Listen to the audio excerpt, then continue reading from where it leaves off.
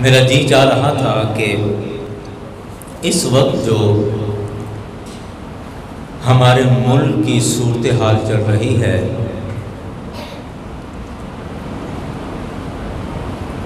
کہ غریب انسان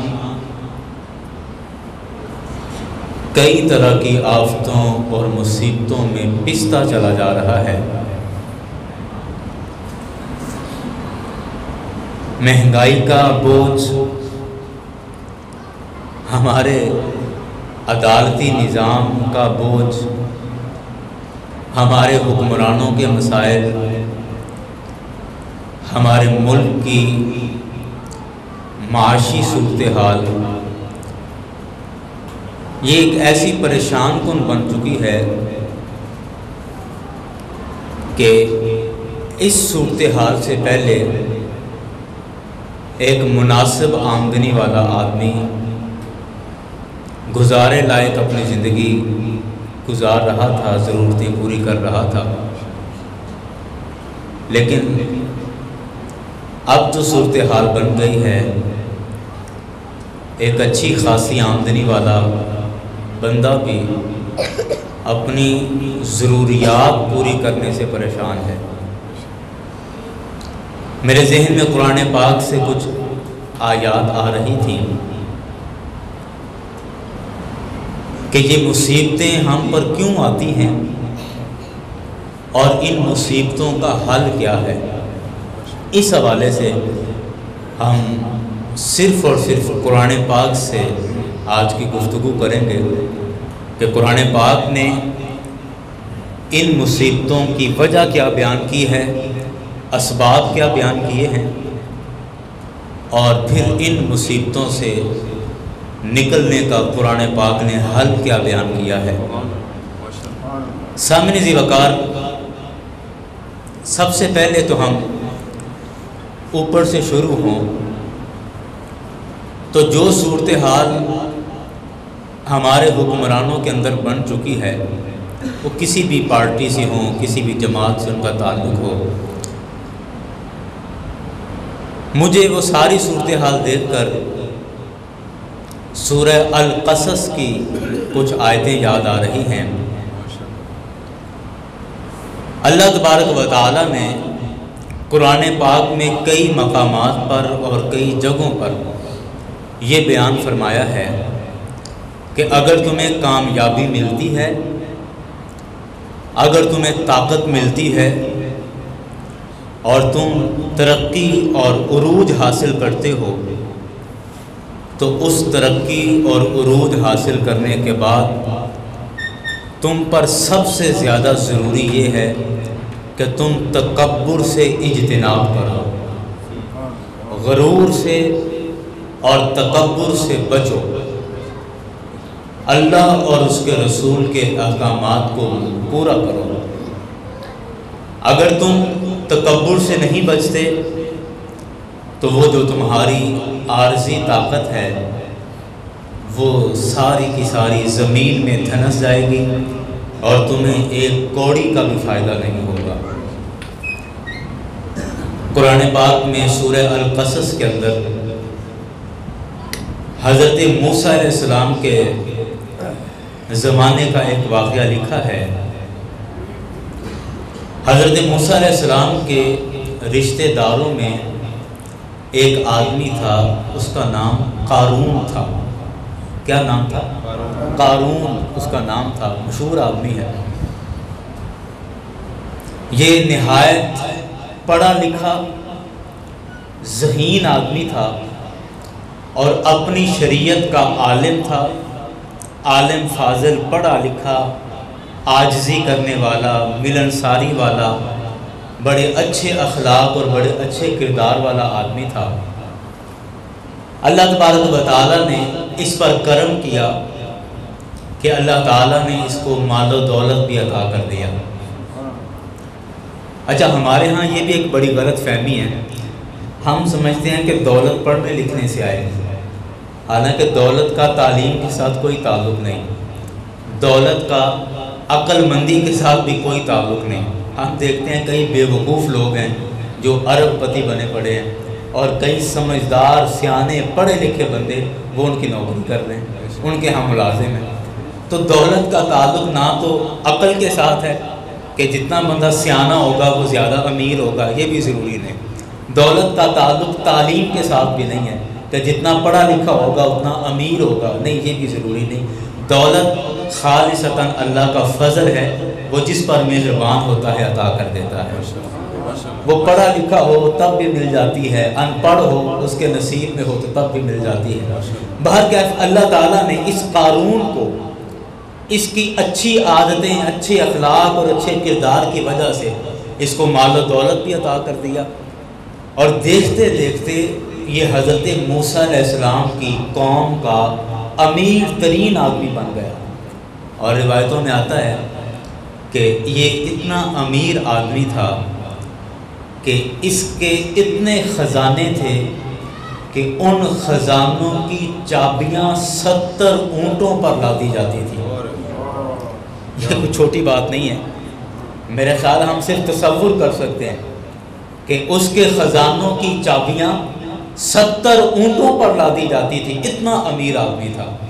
لیکن انسان ہے نا، اور ہر انسان کا ایک دائرہ کار ہوتا ہے، ایک حد ہوتی ہے، جب اس حد سے یہ آگے بڑھتا ہے تو اپنی اوقات بھول جاتا ہے، اپنی اوقات بھول جاتا ہے۔ جب یہ امیر ہو گیا، مال و دولت آ گئی، تو اس نے اللہ اور اس کے رسول کے احکامات کی نافرمانی شروع کر دی۔ دولت کے نشے میں اللہ کے حکم کی نافرمانی شروع کر دی۔ حضرت موسیٰ علیہ السلام کے دور میں اس نے زکوٰۃ سے انکار کر دیا۔ جب اس کو کہا گیا کہ آپ اتنے امیر آدمی، اللہ نے اتنا مال دیا ہے تو اپنے مال سے زکوٰۃ ادا کریں، تو اس نے صاف انکار کر دیا، کہا کہ میں نے خود کمایا ہے، میری اپنی محنت کا پیسہ ہے، میں ایسے خام خواہ کیوں غریبوں کے اندر دوں، غریبوں کا کیا حصہ ہے میرے مال کے اندر۔ تو زکوٰۃ کا انکار کر دیا۔ اسی طرح اس نے، حالانکہ عالم فاضل تھا، پڑھا لکھا تھا، اس کے باوجود اس نے کئی چیزوں کی نافرمانی کی، تو اللہ تبارک و تعالیٰ نے اس پر عذاب نازل فرمایا۔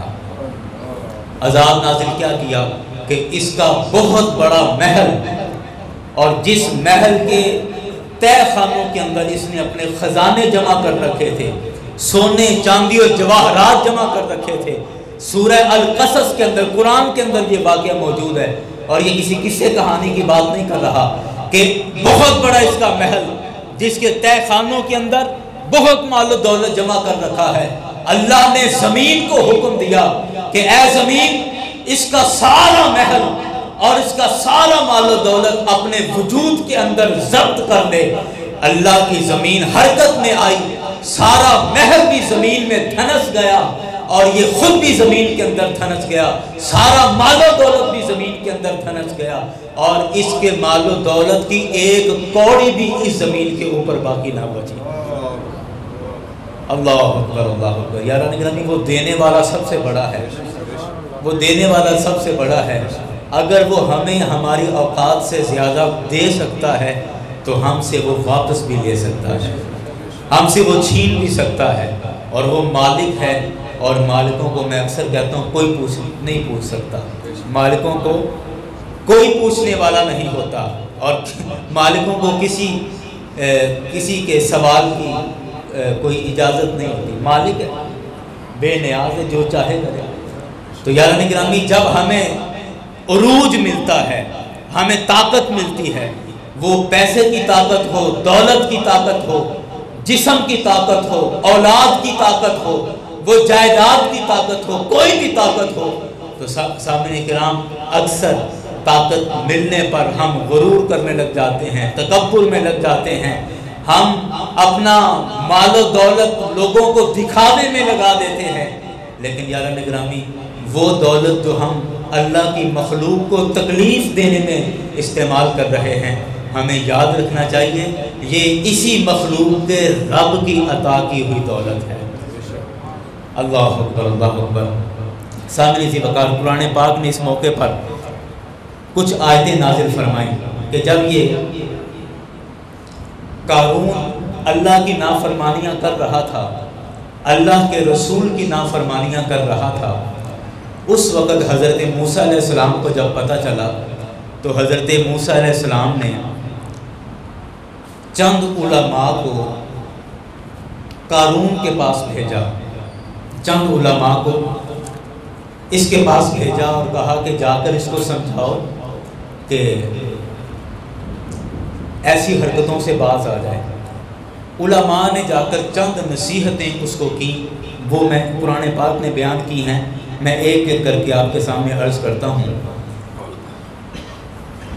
سب سے پہلی نصیحت جو اس وقت قارون کو کی گئی موسیٰ علیہ السلام کی طرف سے وہ تھی لا تفرح ان اللہ لا يحب الفرحین۔ پہلی نصیحت یہ تھی، اللہ کے قرآن نے کہا اس قارون کو موسیٰ علیہ السلام نے یہ پیغام بھجوایا کہ قارون کو جا کے کہو کہ غرور نہ کرے، تکبر نہ کرے، کہ اللہ تعالیٰ تکبر کرنے والوں کو پسند نہیں کرتا ہے۔ سب سے پہلی بات کہ تکبر نہ کرے، اللہ تکبر کرنے والوں کو پسند نہیں کرتا۔ دوسری بات فرمایا کہ وَابْتَغِي فِيمَا أَتَاكَ اللَّهُ الدَّارَ الْآخِرَةَ وَلَا تَنْسَ نَصِيبَكَ مِنَ الدُّنْيَا۔ فرمایا کہ اللہ تعالیٰ نے جو تجھے مال و دولت عطا کیا ہے، یہ اللہ کی راہ میں خرچ کرتے ہوئے اللہ کا شکر ادا کر، اور اس دولت کے ذریعے آخرت میں اپنا گھر تلاش کر، اس دولت کے ذریعے آخرت میں اپنا گھر تلاش کر۔ یہ دوسری نصیحت کی گئی۔ تیسری فرمایا وَأَحْسِن كَمَا أَحْسَنَ اللَّهُ إِلَيْكَ، لوگوں پر ایسے ہی نیکی کر جیسے اللہ نے تجھ پر نیکی کی ہے۔ یہ وہ وفد جو گیا تھا موسیٰ علیہ السلام کی طرف سے، اس نے جا کے جو باتیں کہی نا قارون سے، کہا کہ لوگوں کے ساتھ ایسے نیکی کر جیسے اللہ نے تیرے ساتھ نیکی کی ہے، اللہ نے جیسے تجھ پر کرم کیا ہے ایسے تو لوگوں پر مہربان ہو جا۔ اللہ اکبر۔ اور چوتھی بات فرمائی وَلَا تَبْغِ الْفَسَادَ فِي الْأَرْضِ إِنَّ اللَّهَ لَا يُحِبُّ الْمُفْسِدِينَ۔ فرمایا زمین کے اندر فساد برپا نہ کر، زمین کے اندر فساد نہ کر، بے شک اللہ فساد کرنے والوں کو پسند نہیں کرتا۔ اور آخری نصیحت جو اس کو کی گئی، فرمایا کہ اللہ اکبر اولم یعلم ان اللہ قد اہلک من قبلہ من القرون وہو اشد من قوۃ واکثر جمعا۔ یہ سورہ القصص کی آیتیں ہیں۔ اللہ نے فرمایا کہ قارون سے جا کے یہ بھی کہہ دینا کہ تو کوئی دنیا کا پہلا امیر آدمی نہیں ہے، تو کوئی اس زمانے کا، اس دنیا کا پہلا امیر آدمی نہیں ہے، تجھ سے پہلے بھی بڑے بڑے مال و دولت والے آئے، بڑے بڑے امیر آئے، تجھ سے پہلے شداد آیا، تجھ سے پہلے بڑے نامی گرامی مال و دولت والے آئے، اور اللہ تعالیٰ نے ان کی دولت اور ان کے غرور کو زمین میں ملا دیا، خاک میں ملا دیا ہے۔ اس لیے تو اللہ کی نافرمانی سے باز آ جا اور اللہ کی فرما برداری اختیار کر۔ تو یاران گرامی، یہ 5 نصیحتیں جو قرآن پاک نے بیان کی ہیں کہ حضرت موسیٰ علیہ السلام نے قارون کی طرف ایک وفد بھیجا اور کہا کہ یہ 5 باتیں میری طرف سے جا کے قارون کو بتا دینا، اور جس میں آخری بات یہ تھی کہ تجھے اپنے مال و دولت کا غرور ہے، تجھے اپنی جائیداد کا گھمنڈ ہے، تو وہ دنیا کا پہلا امیر آدمی نہیں ہے، تجھ سے پہلے بڑے بڑے آئے، اور آج ایسا تو زمین کے اندر۔ اللہ اکبر، اللہ اکبر۔ کسی شاعر نے کہا کہ تخت والوں کا بتا دیتے ہیں تختے گور کے، اب چپ پڑے ہیں قبر میں، اب ہوں نہ ہاں کچھ بھی نہیں۔ کہا کہ یہ تخت والوں کا پتہ تب چلتا ہے جب قبر کے تختے ان کے اوپر لگا دیے جاتے ہیں۔ تخت والوں کا پتہ دیتے ہیں تختے گور کے، قبر کے تختوں سے پتہ چلتا ہے کہ اس کا تخت کیسا تھا۔ اللہ اکبر۔ کہ جب تک تو دنیا میں تھا اکڑتا رہا، بڑی پاور میں رہا، طاقت میں رہا، لیکن جب مر گیا اب جو تیرے ساتھ سلوک ہوگا یہ اصل تیری عزت ہے، یہ اصل تیری اوقات ہے، جو مرنے کے بعد پتہ چلے گا۔ کہا کہ تخت والوں کا پتہ دیتے ہیں تختے گور کے، چپ پڑے ہیں قبر میں، اب ہوں نہ ہاں کچھ بھی نہیں، چپ کر کے پڑے ہوئے، اب کوئی جانتا تک نہیں۔ اللہ اکبر، اللہ اکبر۔ سامنے اسی وقت میں بات کو آگے چلاتا ہوں۔ پہلی بات آج کی گفتگو کی یہ تھی کہ جب اللہ تعالیٰ ہمیں عروج عطا کرے، اللہ تعالیٰ ہمیں طاقت عطا کرے، تو ہمیں غرور اور تکبر سے بچ کر عاجزی اختیار کرنی چاہیے اور اس نعمت پر اللہ کا شکر ادا کرنا چاہیے، اور اللہ نے جو دولت دی ہے اس دولت کے ذریعے آخرت کا گھر خریدنا چاہیے، پہلی بات۔ دوسری بات یہ ہے کہ ہم پر جو مصیبتیں اور جو پریشانیاں آتی ہیں، ان میں سے بہت ساری ایسی مصیبتیں اور بہت ساری ایسی پریشانیاں ہیں جو ہمارے اپنے اعمال کی وجہ سے آتی ہیں، جن میں ہمارے اپنے عمل کا بڑا دخل ہوتا ہے، ہمارے اپنے کاموں کا دخل ہوتا ہے، اپنے کرتوتوں کا دخل ہوتا ہے۔ رسول اکرم صلی اللہ علیہ وسلم نے ایک موقع پر ارشاد فرمایا، سرکار علیہ الصلوۃ والسلام کی بارگاہ میں چند صحابہ کرام بیٹھے تھے،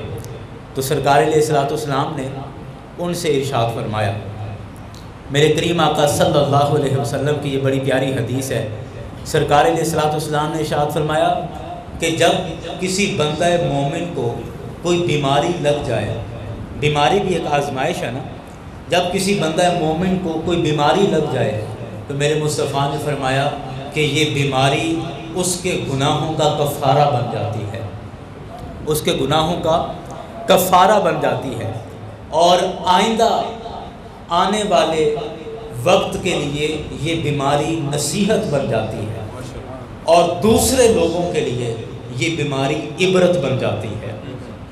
مطلب یہ ہے، میرے کریم آقا صلی اللہ علیہ وسلم کے فرمان کا یہ مطلب ہے کہ جب بھی کوئی آدمی بیمار ہوتا ہے یا کسی پر کوئی مصیبت آتی ہے تو وہ مصیبت انسان کو فائدہ دے کر جاتی ہے۔ اس مصیبت میں ہمیں صبر کے ساتھ اور استقامت کے ساتھ ہمیں اس مصیبت سے گزرنا چاہیے اور اس کو برداشت کرنا چاہیے۔ کیسے؟ کہا کہ جب وہ مصیبت ہم پر آتی ہے تو جس پر مصیبت آئی اس کو فائدہ یہ ہوتا ہے کہ اللہ تعالیٰ اس آزمائش کے ذریعے اس کے پچھلے گناہوں کو معاف کر دیتا ہے، پچھلے گناہوں کو معاف کر دیتا ہے۔ اصل میں یہ پچھلے گناہوں کو معاف کرنا ہمیں کوئی زیادہ بڑی بات اس لیے بھی نہیں لگتی کہ ہم تو بھولے پڑے ہیں، ہمیں پتہ ہی نہیں ہم نے پیچھے کیا ہوا ہے، ہمیں اپنے پچھلے گناہ بھولے پڑے ہیں، شاید اس لیے ہمیں اس کی اہمیت کا پتہ نہیں۔ اگر سارا رجسٹر ہمارے سامنے رکھ دیا جائے نا کہ جب سے تم بالغ ہوئے اور آج تک جو تم نے عمل کیے ہیں ہمارے سامنے آج اگر پیش کر دیے جائیں تو ہم سب پکڑ کے بیٹھ جائیں، او ہو یہ میں کیا کرتا رہا۔ تو اللہ نے فرمایا کہ یہ رسول پاک صلی اللہ علیہ وسلم نے فرمایا کہ یہ بیماریاں جس بندے پر یہ مصیبت یا پریشانی آتی ہے اس کے پچھلے گناہوں کا یہ کفارہ بن جاتی ہے۔ اور دوسرا فرمایا کہ اس بیماری یا اس مصیبت سے فائدہ یہ ہوتا ہے کہ یہ بیماری آئندہ آنے والے وقت کے لیے نصیحت بن جاتی ہے۔ نصیحت کا کیا مطلب؟ کہ جس وجہ سے یہ بیماری لگی آئندہ کے لیے بندے کو نصیحت ہو جاتی ہے کہ آئندہ میں نے اس کام سے بچنا ہے، پرہیز کرنا ہے تاکہ میں دوبارہ اس بیماری کے اندر مبتلا نہ ہو جاؤں۔ آئندہ کے لیے نصیحت ہو گئی، اور دوسرے بندوں کے لیے یہ اس بندے کی بیماری عبرت بن جاتی ہے کہ دیکھو فلاں نے یہ کام کیا تھا تو اس کو یہ مصیبت آن پڑی، تو دوسروں کے لیے عبرت یہ بن جاتی ہے کہ اب ہمیں اس کام سے بچنا ہے ورنہ یہی بیماری یا مصیبت ہم پر بھی آن گرے گی۔ تو اس لیے یہ میرے کریم آقا کا فرمان اس وجہ سے ہے کہ آزمائش، مصیبت اور پریشانی کو ہمیں صبر کے ساتھ گزارنا چاہیے، بے صبری کا مظاہرہ نہیں کرنا چاہیے بلکہ صبر اور استقامت کے ساتھ گزارنی چاہیے کہ اس مصیبت میں بھی اللہ تعالیٰ کی طرف سے میرے لیے کوئی نہ کوئی بہتری ہوگی، اس صبر کے ساتھ۔ اللہ اکبر، اللہ اکبر۔ میرے کریم آقا صلی اللہ علیہ وسلم نے کچھ نصیحتیں فرمائی صحابہ کرام کو، اور یہ ہمارے پاس وقت بھی خیر ایسا ہی ہوتا ہے، میں ایک نصیحت، یہ 5 نصیحتیں ہیں، ان کو ایک ایک کر کے بیان کرتا ہوں اور وہ لفظ پڑھنے کی کوشش کروں گا جو لفظ میرے کریم آقا صلی اللہ علیہ وسلم کی زبان مبارک سے نکلے تھے، اور آپ ان لفظوں کو سن کے، ترجمہ ان کا سن کے آپ خود اپنے اعمال پر غور کیجئے گا کہ ہمارے ہاں کیا صورتحال چل رہی ہے، یا آج جو ہم پر سختی آئی ہے، ہمارے پورے ملک پر جو آج سختی آئی ہے، اس سختی کا ذمہ دار کون ہے اور کون کتنا ذمہ دار ہے؟ عوام حکمرانوں کو ذمہ دار کر دیتی ہے، حکمران عوام کو ذمہ دار کر دیتے ہیں، نئی حکومت پرانی حکومت کو ذمہ دار کر دیتی ہے، پرانی نئی کو کر دیتی ہے۔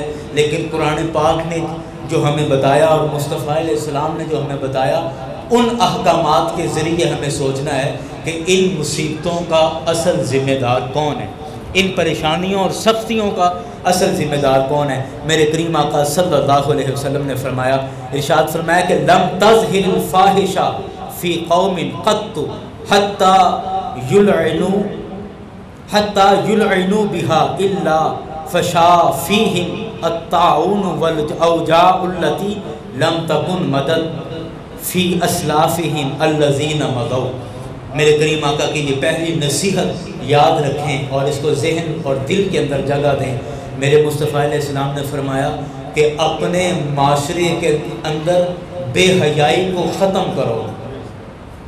اپنے معاشرے کے اندر یہ سنیں اور اس ایک ایک لفظ پر غور کیجئے گا اور اپنے حالات بھی دیکھیں دائیں بائیں کہ اپنے معاشرے کے اندر بے حیائی کو ختم کر دو۔ میرے مصطفیٰ نے فرمایا کہ جس معاشرے کے اندر بے حیائی عام ہو جائے، جس معاشرے کے اندر بے حیائی عام ہو جائے، اللہ تعالیٰ اس معاشرے کو، ان لوگوں کو، اس قوم کو ایسی ایسی بیماریوں میں مبتلا کر دیتا ہے کہ اس سے پہلے والے لوگوں نے کبھی ان بیماریوں کا نام بھی نہیں سنا ہوتا ہے۔ یہ میرے مصطفیٰ نے پہلی بات ارشاد فرمائی۔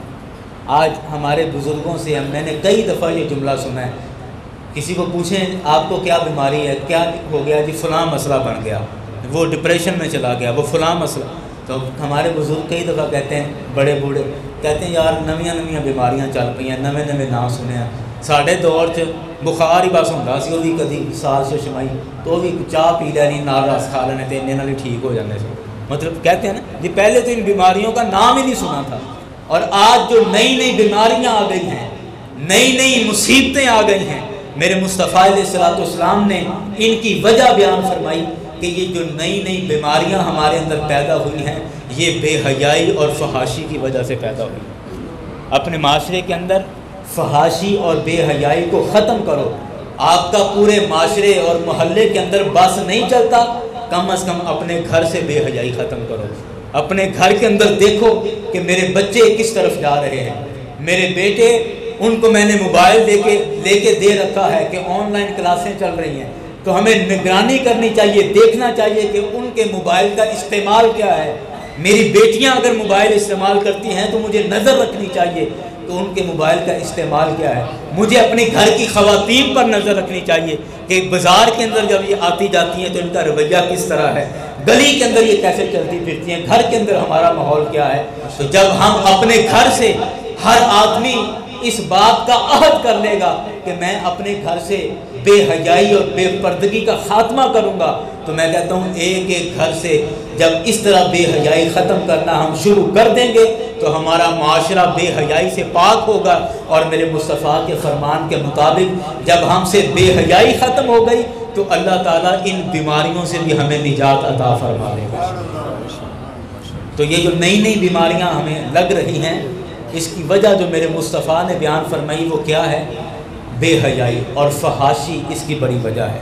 دوسری بات آپ سنیں، رسول اکرم صلی اللہ علیہ وسلم نے ارشاد فرمایا وَلَمْ يَنْقُصُ الْمِكْيَالَ وَالْمِيزَانَ إِلَّا أُخِذُوا بِالسِّنِينَ وَشِدَّةِ الْمُؤَنَّةِ وُجُورِ السُّلْطَانِ عَلَيْهِمْ۔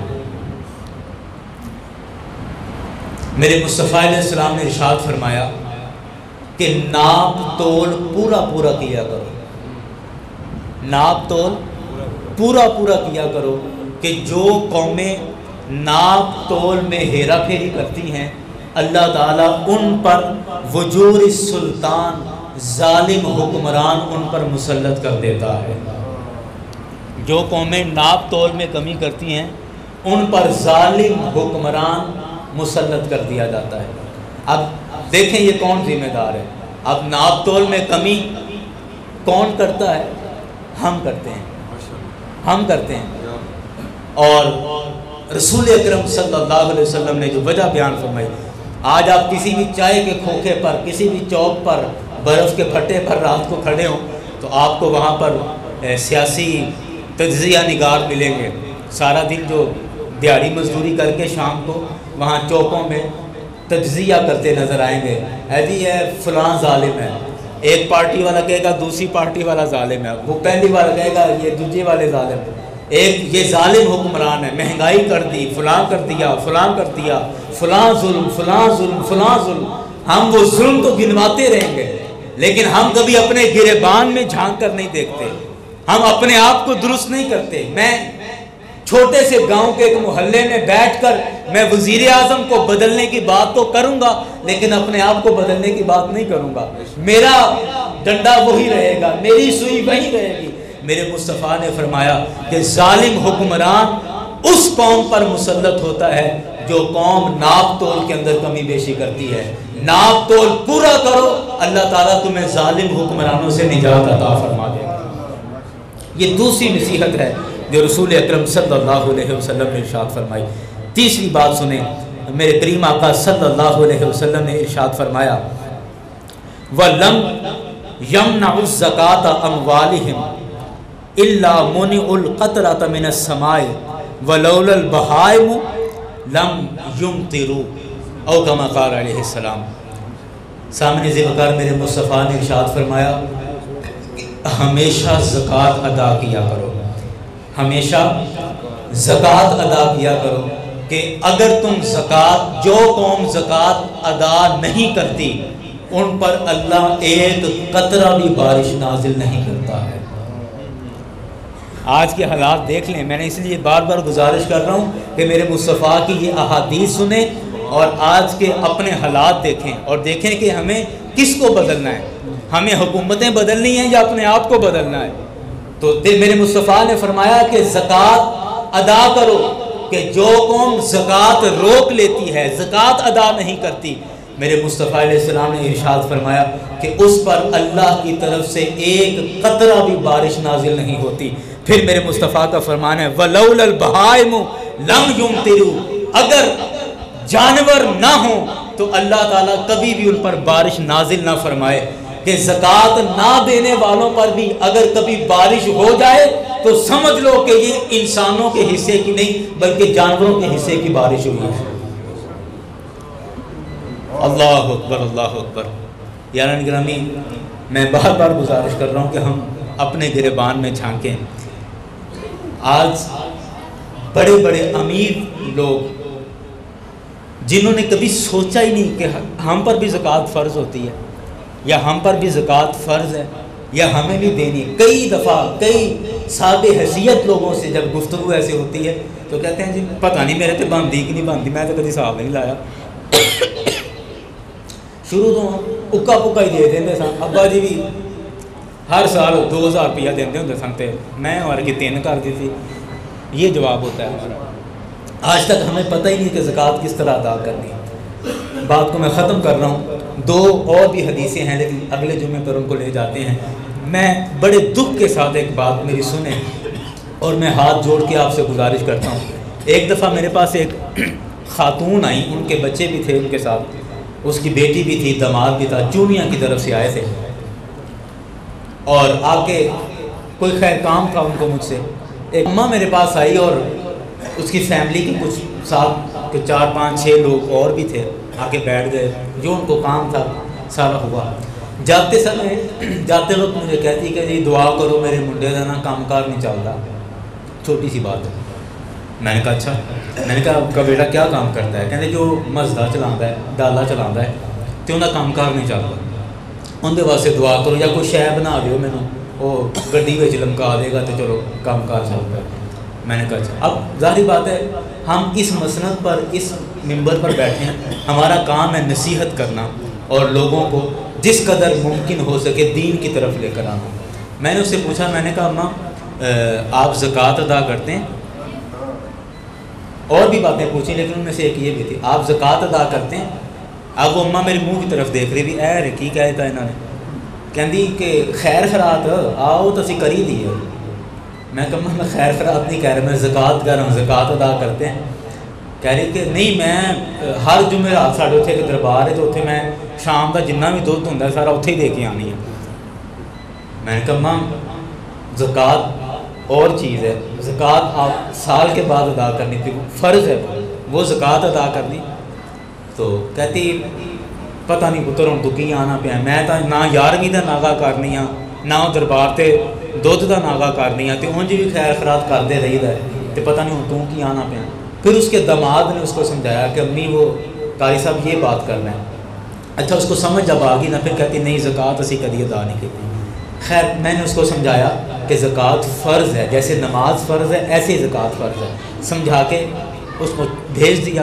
بعد میں میں اتنا پریشان رہا اور اتنا سوچتا رہا کہ ہم 11ویں کا ناغا نہیں کرتے جو کہ ایک مستحب عمل ہے، ہم جمعرات کا ناغا نہیں کرتے جو کہ ایک مستحب عمل ہے، لیکن جو اللہ تعالیٰ نے ہم پر فرض کی ہے زکوٰۃ، اس کا ہمیں سرے سے پتہ ہی نہیں ہے، پتہ ہی نہیں زکوٰۃ ادا کرنی ہوتی ہے، کیسے ادا کرنی ہے۔ وہ اللہ کا فرض کیا ہوا قرآن کا حکم ہے ہمارے اوپر، وہ حدیث کا حکم ہے ہمارے اوپر، اور اس کی ہمیں پرواہ نہیں، فکر ہی نہیں، پتہ نہیں ہوتا کہ کیا ہوتا ہے اور کیا نہیں ہوتا، اور باقی چیزیں ہم بڑی باقاعدگی سے ادا کر رہے ہیں۔ جو نفل عبادتیں نفل صدقات ہیں وہ ہم باقاعدگی سے کر رہے ہیں، اور فرض کا ہمیں پتہ نہیں۔ ہمارے تو ساتھ فرمایا کرتے تھے کہ ہماری قوم کا وہ حال ہے کہ تربوز کاٹیں تو تربوز کا کھانے والا جو حصہ ہے وہ لال حصہ کھانے والا ہے، ہم لال پھینک رہے ہیں اور چھلکے اس کے کھا رہے ہیں، کہ جو اصل کھانے کی چیز ہے وہ پھینک دی اور چھلکے اس کے کھانے لگ گئے۔ یعنی جو کرنے کے کام ہیں، جو فرض چیزیں ہیں وہ ہم نے چھوڑ دی اور نفلوں کے پیچھے بھاگے پھر رہے،